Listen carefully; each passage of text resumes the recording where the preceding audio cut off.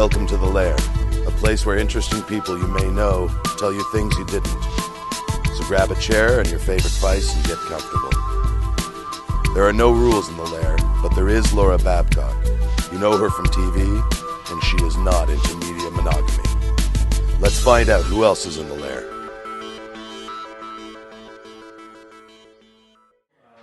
Well, welcome, Evelyn Myrie. You. Thank you so much for being in the Lair. We appreciate it. My pleasure. You know, Evelyn, the reason why we've invited you into the Lair tonight is, I'm just going to start that again. Sure. Guys, I love the chatting, just a little lower.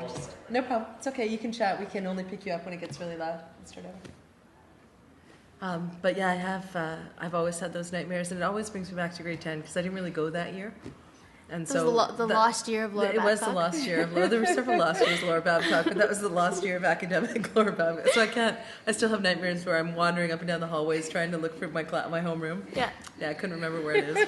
Forgot my locker combination, that kind of thing. Mine's the one I used to have nightmares about going on vacation and leave my makeup bag. Oh, really? Really? That's so bizarre. Why do you think the makeup bag? I don't know, because I used to go home back in the Caribbean where I was born. So these are people it's like a reunion. Yeah. Class reunion. Oh, so you wanted to look as good as you could. Right. Yeah. It's not like I'm going somewhere else. It doesn't really matter. These are my friends from back in the day. Isn't so that I was funny, like, I have to look really good and a nice designer clothes because everybody wears nice clothes down there. So it has to be the latest, right? So I'm amazed. I leave my stuff and I left my clothes and my makeup. I'm gonna look horrible. I'm not getting off the plane. And you still have those dreams now? Yes. When you're stressed when I go on out? holiday. Oh, that's so funny. What about you? What's your worst dream? Are those recurring stress dreams?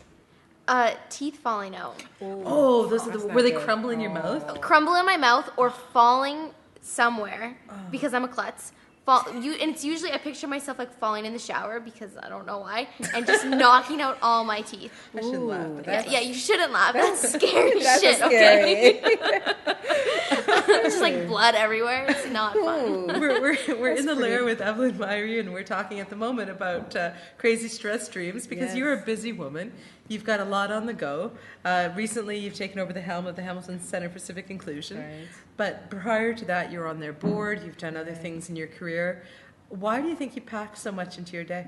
I don't know. I'm just trying to overcompensate.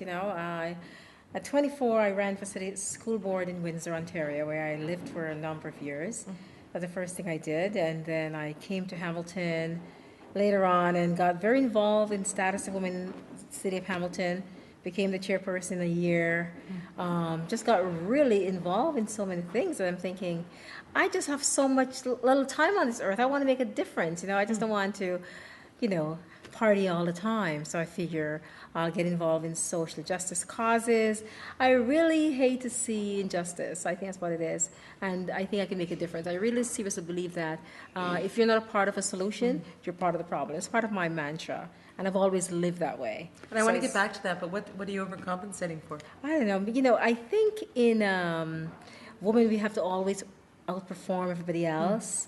Perhaps that's part of it. I don't know. I'm trying to be a couch psychologist. Yeah, and figure well, that's okay. why You're in the Lair. Go for I it. do for that. But I wonder if it has to do with trying to show that, I can do as well as anybody else, because as a female, it's always challenging. But sometimes do we take that too far? I know we do. I agree. Absolutely. Because, so we don't get, sometimes I wish I say jokingly, like, I just wish I had a chance of a nervous breakdown, but I can't afford to,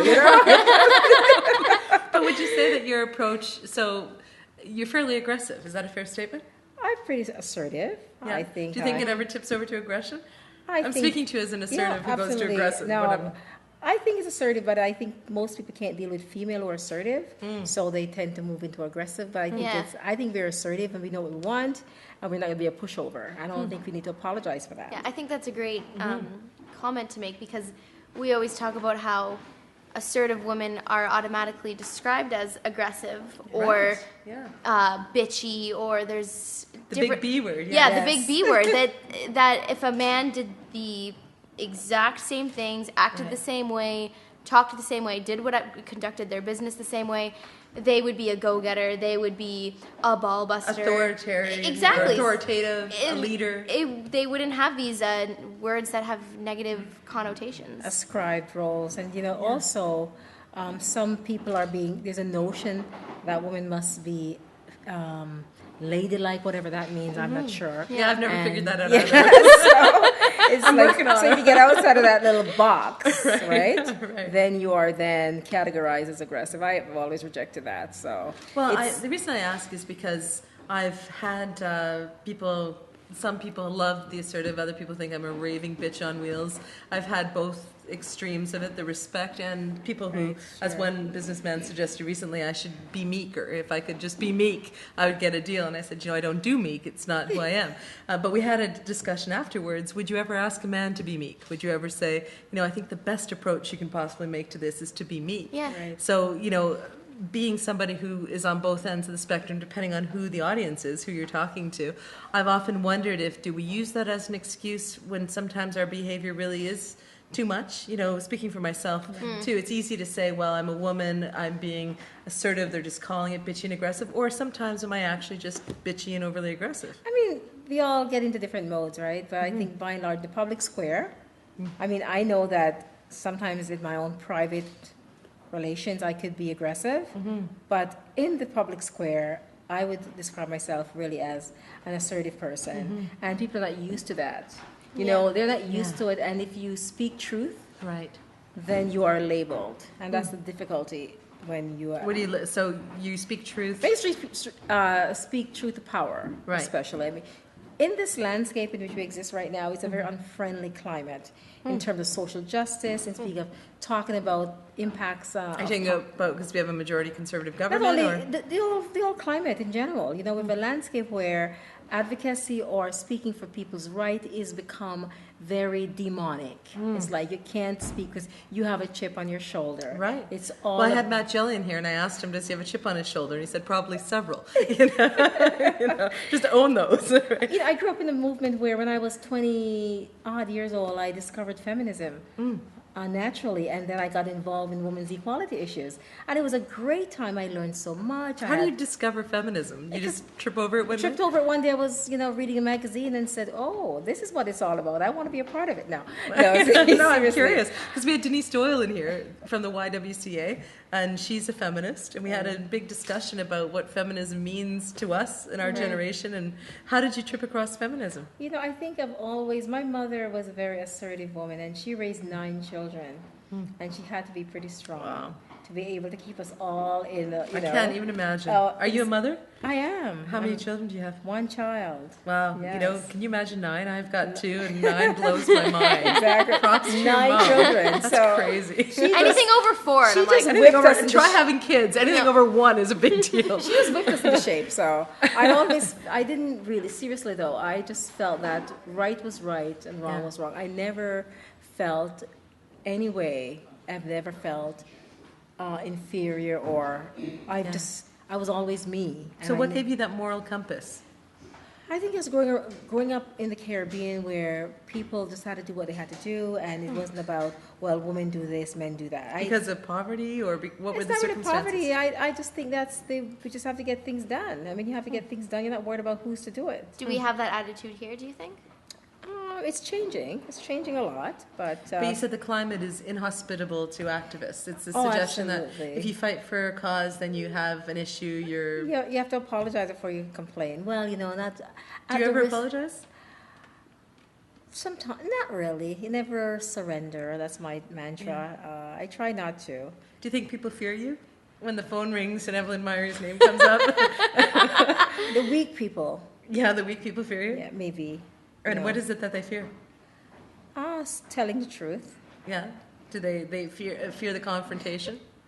It's not confrontation. It's just, like, for example, recently there was a event happening in Hamilton. I sort of raised it as well. How are we going to make sure that as we build a Hamilton that everybody wants to be a part of, how do we make sure the conversation is Are you saying about the editorial you wrote in the Hamilton Spectator about the economic summit? She makes it sound like it's a private conversation. I had a chat about an event. No, you wrote a blistering editorial, said the people were left out of the economic summit. I'm sure many people felt that way. I mean, I've had so many I'm phone just saying, calls. Evelyn, that was not a soft peddling of a wasn't? subtle issue that you wanted No, to talk about. I You thought said it was, the actually. economic summit left the people out. Did you read the preamble? Well, yeah. It's almost like an apologist, and I went at it. I mean, back in the day, I would have come straight out and say it. Well, But I you sort might of, have added a sentence or two of a niceness. lot more, like 3 paragraphs. My last one said, well, it was lovely, it was inspiring, however. Yeah, we all wait for the but. I know, You know that old expression that, the but negates anything that I came know, before that? exactly. So that's what it is. And the headline didn't Yes. help, right? The economic summit leaves out the people. I think And that's so I had a meeting with the chair of the ED. I bet you Came did. by Yes. to, I bet they did. Say, how can we do a better job? So that was good. Yeah, well, that's the We'd whole like point. to work with you and help us develop this. I said, absolutely. You need to broaden your planning group so that at least you don't have these kind of challenges. So That's right. At least it was a positive transformation. But what do you say to people who would criticize and say, because your constituency was, and we talked about this on the show, Right. and I think I made this point, that you were fighting for your constituency's representation. You're a powerful vocal advocate. But does your constituency, whatever it is that you Right. deem you represent, does it get unfair consideration because you're so vocal, or is it a pendulum swinging back? No, I don't think I have a constituency per se. I think that we have to give voice to people who do not have a voice in this community. And I have always seen myself from gender issue to people who are living in poverty, so people who are marginalized. I think I have a responsibility to speak out, and I do. And so it's not really about one particular group, okay? It's about Hamilton. We talk about want to build a city that's creative and innovative, and we leave half the people out of the conversation. I mean, that's absolutely Who unacceptable. do you think gets left out? Oh, people who are poor. The poverty panel is, very well-positioned people who live in Ancaster and all over, not in the downtown inner city part of the community. So, no one wants to say these things, right? Well, I asked Matt Jelly, I don't know how well you know Matt, but I wanted to speak to him. We haven't gotten along on some issues over the years, but I think he's a fascinating guy. And on the poverty roundtable, he said they're well-intentioned. He didn't say that they were ineffective. He just said they're a well-intentioned group of people. The attitude is right, but where's the action? Yeah, the action. One more committee won't solve poverty. Right. It will take some time, and they're bringing some issues to the table. But at the same time, we have to bring leadership along. When the Poverty Roundtable started, it was a blue ribbon panel, if you recall. Yes, I do. And it was absolutely business. People who I were living in absolutely poverty were not allowed at the table. Yeah, why? They've brought that around and said, you know what? Why do people start like that? Because they believe that those people have power Because they to don't have the move? power. They don't have the power to shift the system. So you get out of the way, those of you who are poor, and let us Lead the way. Lead the way. Yeah. You like yeah. power? You like having power? I think everybody has, Well, you laughed with great delight at the idea that you created a firestorm and had powerful people show up at your door to ask how to involve you in the next economic summit.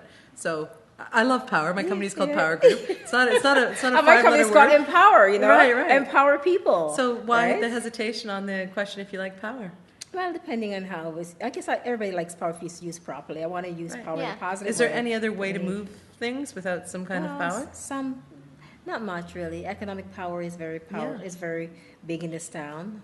Have some money in the bank and Having then, a little bit of fear of your phone calls, or what Well, I truth hope is she going to I hope speak it's to? not fear, but If you see a number come up, I'm not saying I feel the fear, but I'm saying, if I'm a potential sponsor or if I've said or done something that hasn't engaged people I the way hope you that think. doesn't come. I see myself over the years, and I know from where I came. And you and I have been living in this town long enough. Yeah. And you could say very clearly that the Evelyn I knew 15 years ago is a bit tempered.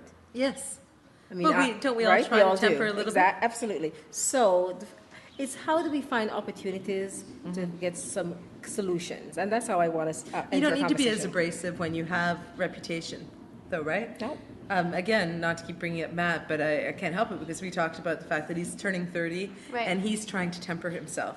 He's realizing that, fighting first and apologizing and fighting and apologizing might not be the most productive And we way. also talked about how the causes that you're fighting for, if you do have a certain reputation for being, he said, hot-headed or whatever, that it can actually work against the cause as opposed to... Yeah, you become pigeonholed as the guy who's like this, and then it's hard to move other things forward. Right, exactly. And that's something I've tried to do is to broaden my scope. And if you look at the articles I write about from the politics, from voting to garbage collection to a number of issues. And it's really, as Well, I you always said, read your a strategically have to do that sometimes. Like this week, I'm sure people are saying, "Are you going to write about Miss Tilly Johnson?" I'm like, Yeah. I'm just going to shock people. I'm not going there. I'm going to New York to talk about the chambermaids, right? Why do you say strategically? Meaning you don't want to get pigeonholed into one issue? It's a challenge, you know. Well, with your new role, it's about inclusion. So Absolutely. people might think your Everything I constituency is say just is that. like, here comes Evelyn, and here's a diversity issue. So I'm like, I like soccer. Oh my goodness, I'm not allowed to, I like, Cab Sav. Oh, because it's probably dark. No, they're kidding. But, everything. So you're saying that you can be about more than just your my particular goodness, I've done issue. marathons, I've done so many things, and people, in the early days in Hamilton, I was more, involved in not as much as the inclusive piece. I've done tremendous amount of work in this community for fundraising, United Way Board, Social Planning Council. I was one of the year. Are all of these things building towards an identity and a brand for you now? I think if at 52 I'm not branded already, that's it. Well, this is what I'm asking. Do you now carry a certain brand that is going to define who Evelyn Myrie is and was to Hamilton, and all of those other nuances will cease to I hope exist? my legacy will live on somehow to say that I'm somebody who spoke the truth and tried to make a difference in this community. That's really, at the end of the day, is, to me, I'd rather be respected as opposed to being liked. If I don't get invited to the table to have dinner parties, that's okay. But as long as people respect me, that I'm not going to, swing one way because this person says it is so. That you can put on my gravestone. I'd rather see respected community activists as opposed to well-loved by, Right. So that's... Because at the end of the day, you'd rather leave an impact as opposed to make people feel good. Not only people, but really speak the truth. Yeah. Speak the truth. Not just because I want to be like, so I'm going to be wishy-washy. Right. You're definitely not wishy-washy. I try not to be. You don't have to Take try. me behind I the think it's barn if instinctive. you see me start getting wishy-washy. Okay. It's behind the barn time. She's wishy-washy. So the non-wishy-washy. Absolutely. What is it that you think Hamilton needs, Evelyn, so taking yourself out of that singular brand that you're all about inclusion or you're all about this constituency or that, given that you've had a broader perspective on the community since you got here, given that your passions obviously are more diverse than maybe we realized before we even sat down tonight, what does the city need from that perspective? Let's go back a little bit and talk Sure. about inclusion, because I think we've been branding inclusion as an ethno-racial issue. We talk about inclusion, we're talking about everybody. We're talking about seniors. We're talking about disability. We're talking about poor. We're talking about rich. We're talking about Hamiltonian, all our diversity being a part of the city. But And I most think people think it's a visual- we have lost that message somehow. Yeah, and most we've got to people think it's a reclaim it. visible minority Yeah, issue. exactly. But it's not. Inclusion, social inclusion is about all of us. How do we move the city to be a model for inclusion? How do you possibly do that in a few short sentences? How do you move an entire city to respect all of its citizens equally or all of its different groups? We have to probably it's a value statement that we have to buy into. We have bought into the idea that we want to make Hamilton a city where children are... Well, this is the point I'm about to make. Those value statements mean nothing. Aspirational. No, but you know what? Somebody told me the other day it's like the best place to raise a child. Then it was the best place to do this. Then somebody told me it's the aspirational city. The only one that has ever stuck here is the ambitious city, and that was 50 years ago. Right. So a tagline is not going to sell me, Evelyn. How do we move the city forward? Well, I'm in branding. I'm in marketing, and a tagline isn't going to But work. I think that if we articulate something, then we put in place some policies and procedures that we can... Don't you have to be a politician? Don't you have to be the mayor to make this happen? The mayor doesn't make much happen. It's really... No? Who does?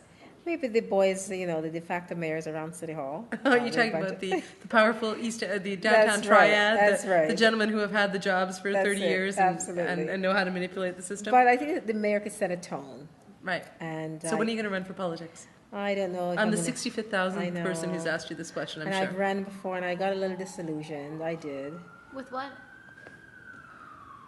What's The mechanics of our political system? And the lack of real change and how people have to get co-opted, because you do.